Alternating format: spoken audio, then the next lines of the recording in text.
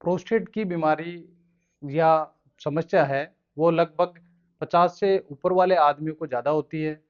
तो ये वो उम्र है जिसमें और बीमारियां भी हो सकती है, जैसे बीपी, शुगर, थायराइड या हार्ट की तकलीफ है, उनकी भी दवाएं मरीज को चल सकती है। तो क्या ऐसी दवाएं हैं जो प्रोस्टेट की दवाइयों के साथ प्रॉब्लम करती है या मरीज को प्रोस्टेट की समस्या बढ़ सकती है, उसके बारे में हम जानेंगे। नमस्कार, मैं doctor Ghanshyam Kumawat, MCH urologist and kidney transplant surgeon हूँ।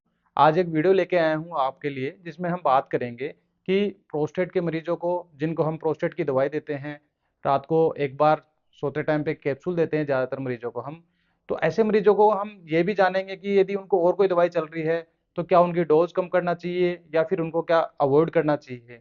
तो वो कौन कौन सी दवाएं हैं, तो सबसे पहले बात करेंगे कोल्ड मेडिसिन, यानी कि सर्दी जुकाम की जो दवाइयाँ हैं वो, यदि इन मरीजों को जरूरत पड़े तो आपको पहले यूरोलॉजिस्ट या अपने फिजिशियन को ये बताना चाहिए कि हमें प्रोस्टेट की दवाई भी चल रही है, क्योंकि ये एंटी हिस्टामिनिक दवाइयाँ होती है जो पेशाब की थैली को एकदम रिलैक्स कर देती है और कई बार अचानक पेशाब बंद हो सकता है।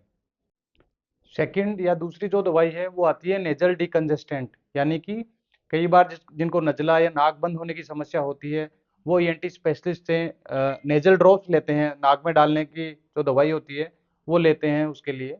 उसमें स्यूडोइफेड्रिन नामक एक पदार्थ होता है जो प्रोस्टेटिक मसल्स या प्रोस्टेट में जो मांसपेशियां होती है उनका स्पाज्म करवाता है, उनको कॉन्ट्रेक्शन करवाता है। और कई बार क्या है, जो पेशाब की थे, जो कंट्रोल करने वाली जो स्पिंक्टर होती है उसको भी ये कॉन्ट्रेक्शन करवाता है। उससे पेशाब रुकने की समस्या हो सकती है यदि मरीज को पहले से प्रोस्टेट की समस्या है। तो ये उनको बताना चाहिए ट्रीटिंग डॉक्टर को कि हमें प्रोस्टेट की दवाई चल रही है, पेशाब में समस्या है। तीसरी होती है डायूरेटिक्स, यानी बुजुर्ग जिनको प्रोस्टेट की दिक्कत है, उनको कई बार साथ में बीपी या किडनी की या हार्ट की समस्या होती है। ऐसे मरीजों में फिजिशियन या फिर आपका नेफ्रोलॉजिस्ट या कार्डियोलॉजिस्ट होते हैं, वो आपको डायूरेटिक्स देते हैं, जैसे डाइटोर वगैरह जो दवाई है वो देते हैं। ये ज़्यादा पानी जो शरीर में इकट्ठा हो रखा है उसको निकालने के लिए दी जाती है। तो उनको आपको ये बताना चाहिए कि उनकी डोज मिनिमम रखें, या फिर आपको उनको ये इन्फॉर्म करना चाहिए कि आपको प्रोस्टेट की समस्या है। और खास तौर से ये दवाएं आपको सुबह ही लेनी चाहिए, क्योंकि शाम या लेट नाइट आप यदि लेते हो तो आपको बार बार पेशाब जाना पड़ सकता है, या रात में अचानक बहुत ज़्यादा पेशाब बनने से आपको कई बार पेशाब भी रुक सकता है। तो ये आपको तुरंत इन्फॉर्म करना चाहिए उनको। चौथी आती है एंटी पार्किंसोनिज्म। कई बार पेशेंटों को पार्किंसोनिज्म की एक बीमारी होती है जिसमें हाथ पैर मरीज के कांपते हैं, और उसके लिए यदि आप न्यूरो फिजिशियन से दवाई लेते हैं पार्किंसोनिज्म की, तो उन दवाइयों से प्रोस्टेट की दिक्कत बढ़ सकती है, क्योंकि ये ब्लैडर जो पेशाब की थैली होती है उसको कॉन्ट्रैक्शन होने से रोकती हैं ये दवाइयाँ। उसकी वजह से भी आपको पेशाब रुक सकता है।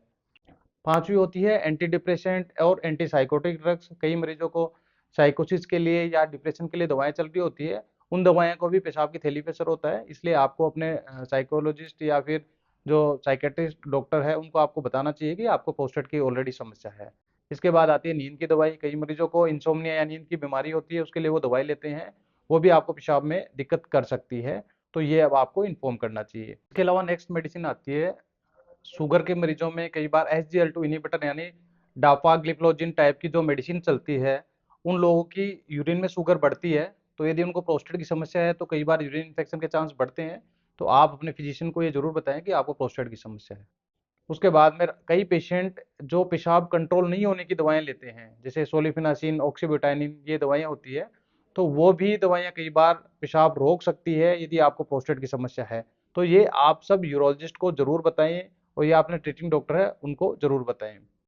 इसके अलावा कुछ जनरल परहेज होते हैं, सामान्य परहेज होते हैं प्रोस्टेट के मरीजों के लिए, कि आपको अल्कोहल, सोडा और कॉफ़ी है ये आपको नहीं लेना चाहिए, क्योंकि ये कई बार बहुत ज़्यादा पेशाब बनाते हैं, उसकी वजह से पेशाब की समस्या बढ़ सकती है। और कुछ डाइटरी चेंजेज, यानी कि खान पान में कुछ चेंजेज आपको करने चाहिए, जो वीडियो हमने पहले से बना रखा है उसको आप देख सकते हैं। मैं समझता हूँ आपको इन्फॉर्मेशन समझ में आई। Thank you.